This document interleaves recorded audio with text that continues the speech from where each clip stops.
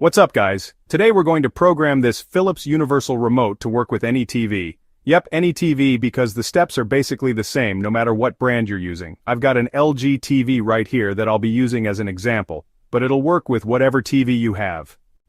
Now, if you don't have that little paper with the code list that usually comes with the remote, which, let's be honest, most of us don't, no worries at all.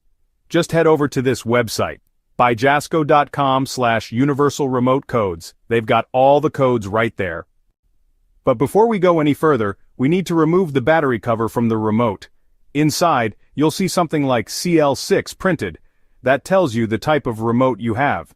If yours says CL6, that's what you'll search for on the site. On the site, choose the device type.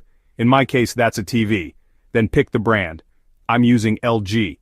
Now boom, we've got a list of codes. These are ordered from the most likely to work at the top. Let's set this up.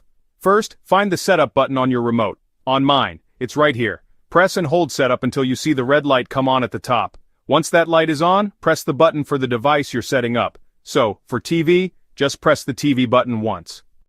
Now we're ready to enter the code. The first code for LG is 6021, so let's type that in. Then hit the power button to test it out. Look at that. It worked on the first try. Nice.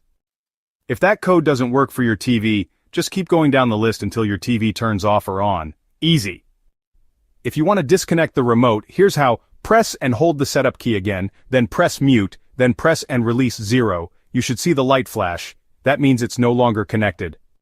So yeah, that's how you set up a Philips Universal Remote, with or without the code list. Super easy, right? If this helped you, drop a comment, hit that like button, and subscribe for more easy tech help.